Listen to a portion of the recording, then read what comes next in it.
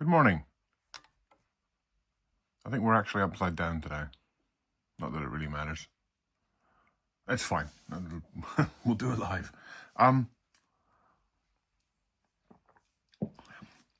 This morning I wanted to talk about prepping for a tournament from a perspective of someone who's not a pro or an amateur, like maybe even someone who is going to their first one. I've only been to a couple, and I think that perspective might be beneficial, might be helpful. So we'll see. I'm going to go through what I'm doing to get ready, and then we'll see how it turns out. So hopefully you can get some useful info from this video. Yeah, so one of the things I've learned from the few tournaments I've been to, I'm not a particularly fast player, and so everything I can do to try and help me become faster, or play the games easier to get through them all, is kind of beneficial. So I find that in the couple that I've been to, a couple of tournaments I've been to, I'm only getting to turn like 3, maybe even 4, and we're having to talk out the rest of the game, which isn't ideal. It's not really fair on my opponent, who might be going on to do well, although I generally always give the benefit of the doubt. Generally, I always give the benefit of the doubt, and I say, listen, if that's what you're saying, because when you talk out the end of a tournament game, you're basically saying, hey, I could do this, you could do that, and you do it for the points. And if it's my fault that I've held the game up, then that's what I do. I understand that this is probably not the best starting point for tournament play, but it really does hammer home the importance of good sportsmanship. That's really kind of been my goal, my focus from going. I don't want to annoy my opponent. You want to have a good time. And I think as long as you go into a tournament with that attitude, not I want to go, 5 rounds and come out with a big trophy. In the beginning, later on, of course, yes, go try and win it. But at my level, I've got to pick different goals. And really that's one of the things that is so important. Picking a goal that you can attain, that's still challenging, It's still challenging, but, something that you can attain. So, for example, tomorrow, my goal is simply to finish all 3 of my games. It's an RTT, Rogue Trader Tournament, I believe that stands for. It's just a generic name for a 1-day, 3-round tournament. And my goal is to finish all 3 rounds. Win or lose, I'm going to try and win, but win or lose, that's my goal. Finish all 5 rounds, get to the end. I've got a couple of sub-goals, which I'll go over later on. But yeah, so one of the things that I've always struggled in the other tournaments I've done is making sure it's one of what you would think would be the easiest, in that knowing the tournament pack, knowing the missions you're going to do, knowing things like, your your missions, your secondary missions. So this is something that I came up with in this tournament. I have laid out, this is round 1. I've gone through my deck, and I've taken turn 1, game 1, game 2, and game 3, and I've laid them out like this. And I've done this about a week before, and sort of every day or several times a day, I was planning on reading these, and I came up with a much better solution. But before I get to that, I also have decided that this fits my army a little bit better. What I'm taking a bit of a fun list. 100 firstborn Marines, which, if I'm a slow player, might not have been the best idea, but there is method to the madness. And part of that method to the madness is the fact that I have taken, or decided already, that I'm going to take fixed objectives. So these are the 2 fixed: cleanse and establish locust, both action objectives. And so now I don't have to worry about my secondaries. I don't have to worry about, oh, do I have units in my army that can do this? Do I have units in my army that can, assassinate or take down vehicles or whatever? Nope, just these 2 actions, which I perform in objectives in No Man's Land, or this one, which I perform either in the center of the battlefield or in my opponent's deployment zone. That's it. And then what I did is I took my phone, I laid these out in a bit, there's not a lot of room on my desk, but you would have them laid out properly. And then I took a screenshot with my phone. And that way, throughout the day, whenever I've got a few minutes or whenever I'm thinking about the tournament, I pull out my phone, I can open up the picture, and I can just remind myself, oh, okay, yeah, game 1, Burden of Trust, Fog of War, what does that mean? That's kind of how the board is going to look like. Turn 2, I know I'm doing supply drop, hidden supplies, what does that mean, kind of thing. So for my example, it's actually a good mission because it means that effectively hidden supplies means there's going to be an extra objective marker on the battle grid. And the last one, Taken Hold, nice and simple, very common for Taken Hold to be the last game. Adapt or Die, which again doesn't really affect me. It means that I could change up one of my objectives. I don't think I'm going to need that. So yeah, I have that there, and throughout the week, maybe even 2 weeks, or whenever you get the tournament pack, do this, take a screenshot, and this, more than anything, for me at least anyway, is certainly, I'm hoping, is going to speed up my game. Every other tournament I've gone to, even though I've read the tournament pack, I'm still going in there. You're meeting new people, maybe your nerves are running a little high, you're excited, and you forget what mission it is. And so what are we doing? You'll pull out the mission, you'll be reading it. Even though you're reading it, your brain is like thinking about the game, your models, the environment that you're in. Here's that guy that I saw at the last tournament over there. I want to go and say hi to him. You know what I mean? You're jumbled. You're not really thinking. So get your missions in your head. Do it beforehand so that on the day when you sit down at the table, you already know what you're doing to a level where muscle memory will pick up. If you ask me in a couple of hours, hey, what's mission 2 of that tournament you're going to tomorrow, I probably won't remember it instantly. But you show me the card, I'll go, yes, I remember that now. Very easy. So yeah, that's missions. That is probably the most important takeaway for me anyway.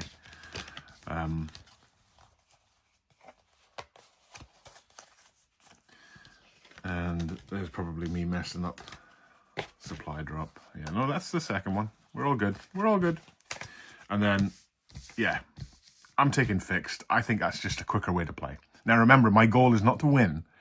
It's to complete all 5 of my games while staying competitive, which means I'm following my game plan. Even though my game plan and my army is probably a bit crap, I want to be in it to win it kind of thing, but I'm not really bothered if I win.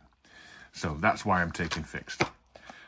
Also with my army, which is 100 Marines, these things work great. So I'm going to have plenty of guys, plenty of units to be doing these objectives. So I should hopefully stay in it until I get tabled. What else?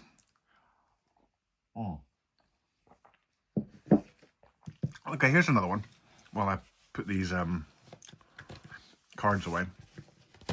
What I've found is that sometimes if you come up against an opponent who is far more experienced than you at the game, they'll be blitzing through what they're doing, and you just it goes straight over your head, and you don't really know what's going on. So what I've found is a lot of people use an app on their phone to track the games. I say, listen, if you're using the app, knock yourself out, that's fine. What I like to do is just keep dice on my side for when I get points, and I do it that way. And if they want to use the app, that's fine. But one of the things that I've found myself doing in my last tournament is I will get a deck out for my opponent. What I mean by that is, let's say they pull 2 cards behind enemy lines and engage on all fronts. What I'll do is, while they're doing their cards, I'll pull these out and I'll just have them next to me so that I know what my opponent is trying to achieve. And this has been a really good visual reminder because, you know, it's easy to go, okay, I have to shoot my opponent and do my objectives, but it's important to know what your opponent, it's important to know what your opponent is doing. And so that's been a handy help for me. So I keep them next to me now, so I kind of know what they're doing. So it's always good to bring your deck, even though if you think, hey, you don't need it or whatever, because you're using your app. It's a good way to remember what your opponent's doing. What else? So something new that I'm bringing. Normally what I use for my army, for my roster, is the actual Warhammer app. Now I really like the Warhammer app. Delicious coffee. I like the Warhammer app, but I have found that it's still not as fast as I would like it to be. What I mean by that, if you go into the, it's a shame because again I'm using my phone to record this. You can go into what's called the command bunker, which has a list of all your units, and then underneath the units it has a list of all your stratagems organized by phase. Really good, really good. I really like the app. It also takes out the weapons that you haven't selected. So when you click on a unit, it'll just show you the weapons that you've equipped, which is really cool. But it's still a bit slow. Like if, let's say, you know, Rhino. Let's say you're looking at a Rhino, but you're currently looking at a Space Marine Captain. You've got to click back. You've got to scroll until you find the right one. You've got to click it and bring it up.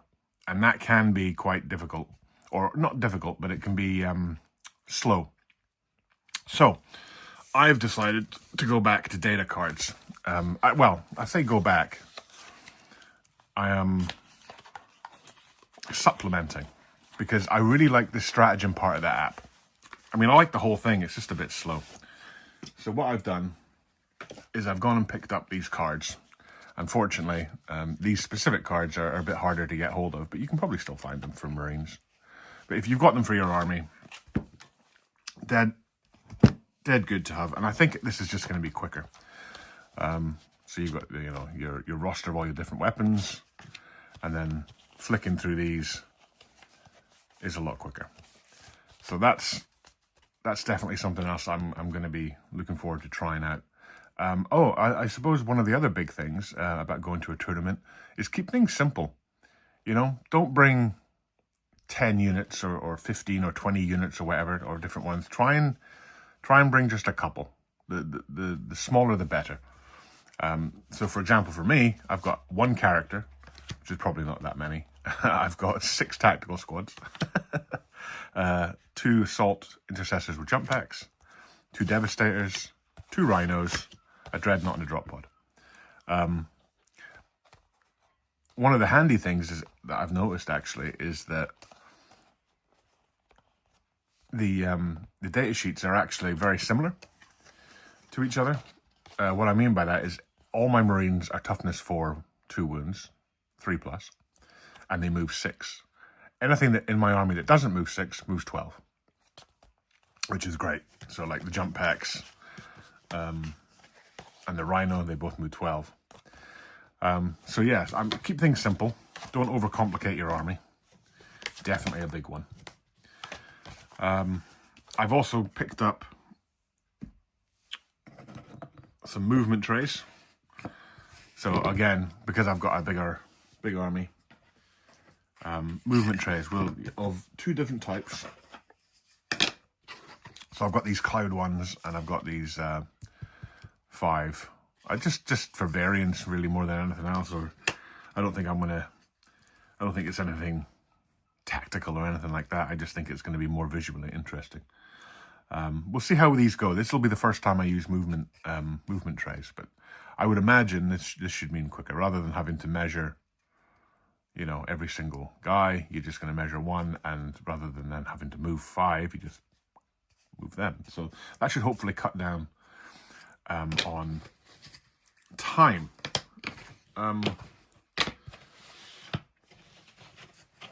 The other thing that I've been looking at is if we get up one of these mission cards, if we're talking about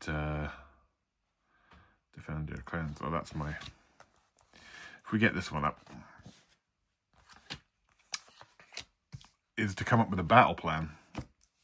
Now, what do they say about battle plans? That they never survive the first meeting of the enemy or whatever.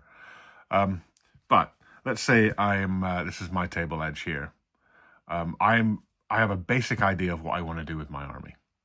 So I want to hold my home objective, and I know what I'm going to be putting on my home objective, one of the tactical units.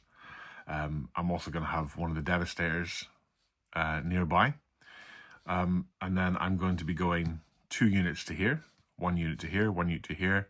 And then I've got my jump assault intercessors, my drop pod, which will be doing shenanigans down this way. And I know that I do want to be trying, because I've got one of the missions, I already know what I'm going to be taking, establish locus, which I get double my points for doing it in my opponent's deployment zone.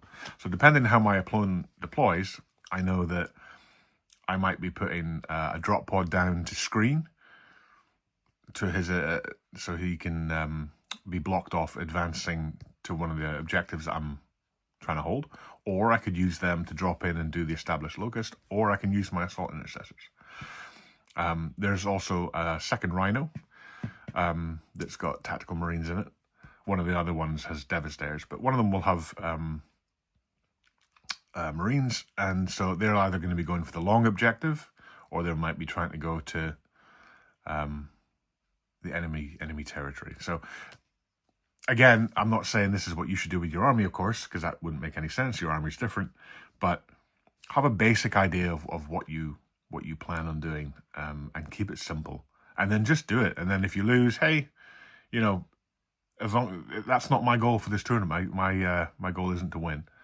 It is to play quickly, learn, and I can worry about bringing a competitive army and playing competitively later. This is just to try and get the feel of it. I'm kind of resetting for this tournament. I feel like I've, 1 step back, 2 steps forward kind of thing is what I'm doing with this. This is just to keep it until you can finish the game. I think, you've got bigger problems. So that's for me anyway.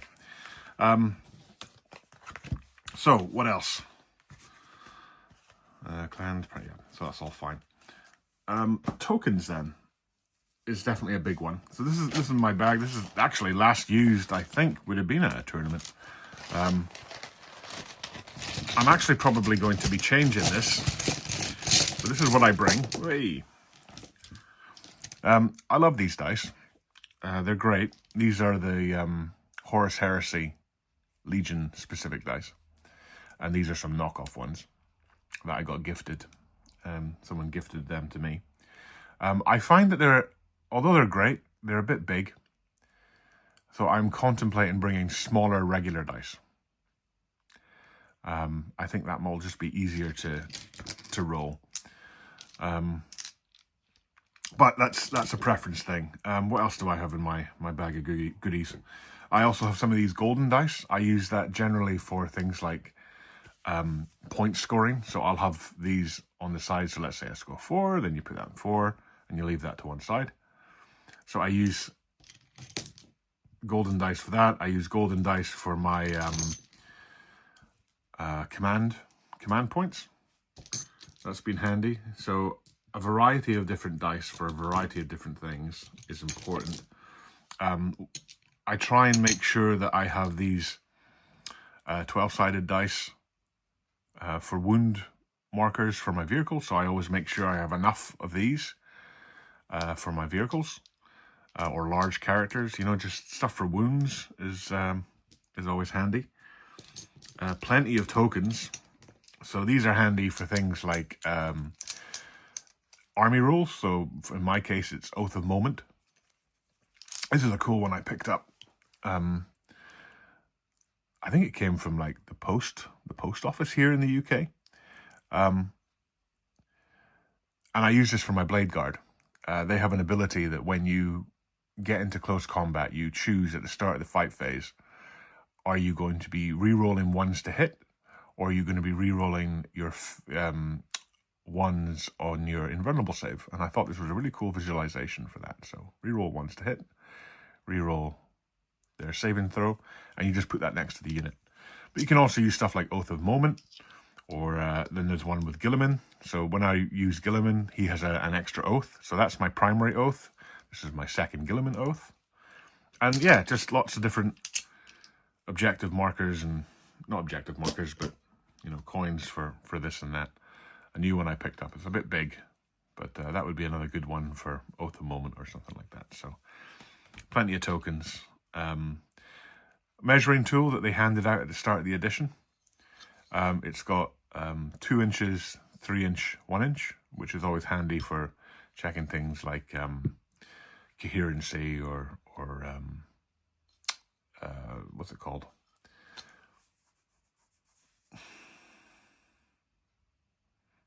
Oh my gosh, my mind's gone blank. The consolidation, there you go. After the fight phase, you can consolidate 3 inches. So that's, you know, it's handy for bits and pieces. Funny tournament dice that they were handing out, toilet dice. So, I don't know what I'll use that one for, but I was grateful to receive it. This is a cool little device I picked up for a couple of quid from the Army Painter. And it's just a laser pointer, but it creates a line. So that's really good for things like, hey, can this unit see this unit? And then, you know, it takes away any kind of arguments or ambiguity about that. So take plenty of dice. Maybe consider not taking special dice. I know it's hard. I know it's hard, and it's something that I probably won't do. I'll probably bring these anyway, because you like using your special dice, but consider bringing smaller dice, especially if you're like a big horde army like I'm bringing, where you're going to have a lot of dice rolling. One of the other things, when your opponent is playing, really pay attention to what he says. So if he says something like, oh, my 6 guys are shooting this, that's 2 attacks, so that's 14 dice. And you pick up on that last 14 or whatever it is. So you know that he is going to be rolling 14 dice. So what you might think is, okay, I'll get out 14 dice in preparation for him hitting. What I generally do is I half it and then maybe round up. So if he says 14, that's how many he's rolling to attack. I know he's probably going to hit or wound on all the rest of it with about 7, because that's generally what happens. Take the average. So I'll maybe get out 7 or 10 dice, something like that. And I'll, as he's talking, so then he might say, oh, I've hit with like 6. Maybe it was a bad roll. Okay, he's hit with 6, so he's probably only going to wound with like 4. So we'll leave, what's that, 6 there? You know, you could have even 5. And then, oh, okay, that went really badly, so I've only wounded with 2. So then, boom, you just pay attention. So you're ready. You're paying attention to the number that he says. That's how I do it anyway. And then he's like, oh, 2 saves, and then you can roll and speeds it up. You don't want to be waiting until right at the end. You're not following what he's doing. You're just off daydreaming and looking at other tables. And suddenly he says, oh, no, that's, suddenly you're going to have to roll like 15 dice for armor saves or whatnot. And you're like, oh, then you start counting. And then you're trying to remember, oh, yeah, how many have I actually got out, blah, blah, blah, blah. I always do it in 5s. That's just the way my brain works. I'm much better in 5s. I don't know how else other people count stuff out, but when in the heat of the moment, when I'm overthinking everything, I do it in 5s. So, yeah. So always pay attention to what your opponent's doing. This is another cool little thing that I bring with me. Again, they handed this out at the Leviathan launch. Just tokens, wound tokens, that you can put next to models. I'm going to need a ton of these. One for Battle Shock, and these are actually objective markers. But again, you can use them for whatever you want. And that's handy to bring. Wait, that's the end of that then. I'll sort that out in a minute. You've got your your dice trays. Now, dice trays, I don't actually use dice trays for rolling. I much prefer rolling dice on the actual battlefield. I know some people have an issue with that, so if they do, I will always use a dice tray. If they say, hey, no, do you mind, hey, I've got this like big square dice tray, do you mind rolling in there? I'm like, yep, no problem. But generally what I use this for, because I have all these big massive dice, is that's where I keep all my dice. So it's good having somewhere near you where you can stick all this stuff. So you're not splashing the table and you're not getting overwhelmed. Yeah, this is a good one. So these I picked up relatively cheap. I think it was like £3 or something. Which are these deep strike markers. So this is 9 inches to this point. So you can put that on anything and you can say, okay, I can't come in 9 inches. These are really, really handy. A lot of people have these. If you've been to a tournament, you'll definitely have see these. But it's good to have your own kind of set, especially if you're bringing your own deep strikers, which I am. I've got 2 units. So having these, and then they give you a whole bunch of them. So I've got like, I think I've got about 7 or 8 of these things. So that way you're able to really check where you're coming to come in. So it's handy stuff. Not just deep strikes, but like, you know, scouting moves and all that kind of good stuff. Yeah, so that's pretty much everything that I'm bringing. Tape measures, of course. You know, when I first started, this is my funky tape measure I've got from back in the day. Silver skull style. Back in the day, one of the things that was recommended to me was bring a spare tape measure, because you never know when it's going to break. And you don't want to be broken and then you're left with it. But I'll tell you, I've never once seen anyone break their tape measure. I always bring a spare one. I do have another one around here somewhere that I'll be bringing with me, but I've never seen or heard of anyone that needs a backup one. So, if that's useful, then yeah, that's on you. But maybe bring a spare tape measure. What else have we got in here? You got your rule book, your codex, which again, I've never seen anyone really needing those things anymore. You know, it's such a shame. These books, they look okay. They don't hold a candle to the original, the older books. But I mean, who actually uses their codex these days? Flipping through, it's all changed anyway. It's a shame. It's a pity. But I do bring it because, you know, generally they say you have to. I also have a small rule book that I bring that came from one of the collector's editions. Another thing that I've never seen anyone actually flipping through one of these at a tournament. But it's good to have. It's good to have it there.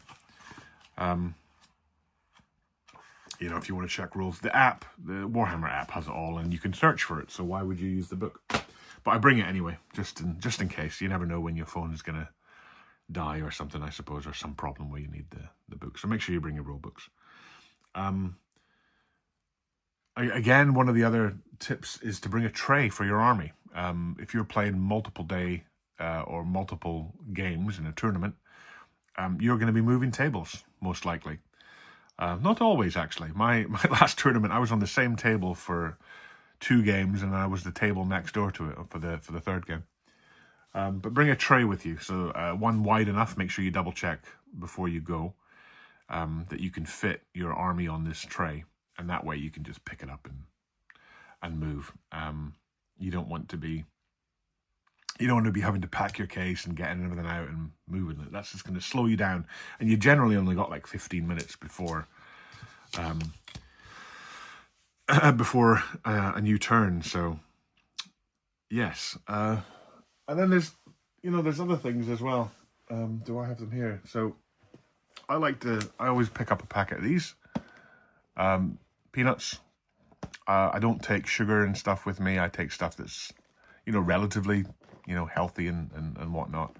Obviously, if you're diabetic or something, maybe you want to bring a Mars bar with you. But that's generally what I go for. And I take a good few bottles of water as well. I tend to lay off I don't drink this stuff anyway, but I sugary drinks and that. I stick to water because your head will be pounding. If it's one of your early tournaments, your head's going to be pounding, especially by the 3rd game, and you want to stay hydrated. You don't want to be crashing.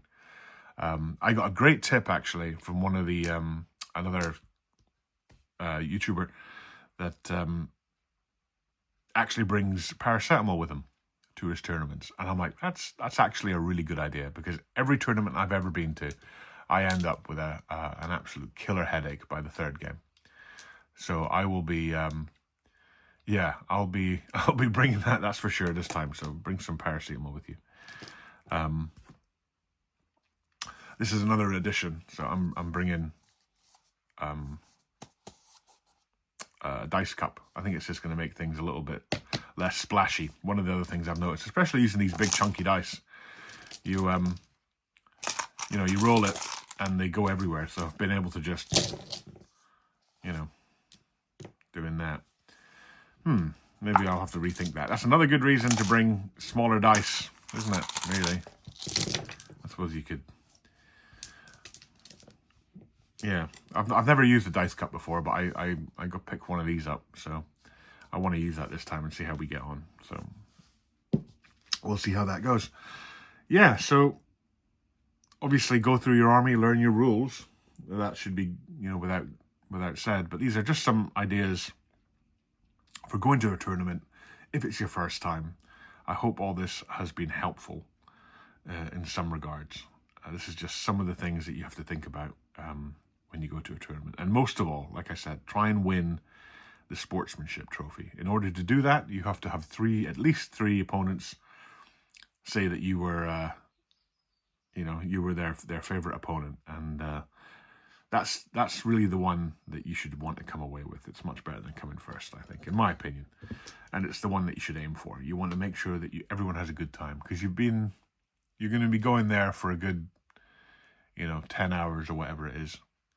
And you don't want to end up on an internet video having a fit or something. So really aim for the sportsmanship, finish your games, have a great time, really. So you want to go again. I think that's all my advice, really. I try and bring a pen. Bring a pen. Always bring a towel. No, bring a pen.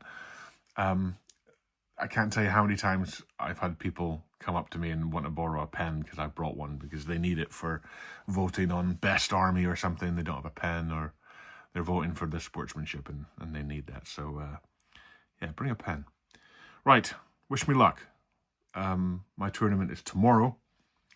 I'm hoping to take some pictures, a lot more pictures than I normally do, and I will try my hardest to splice it into a video. I would love to do that and talk about how it goes. It is a funny list I'm bringing. I'm well aware it's not even remotely competitive. My firstborn, Ultramarines 4th Company. I mean, the fact that there's a rhino sitting here shows you how uncompetitive my list is going to be. But wish me luck. And if this video was helpful, if you learned anything from it that you didn't from any other videos, be sure to let me know down below. But other than that, if you're watching this in the future, good luck with your tournament. And yeah, bye for now.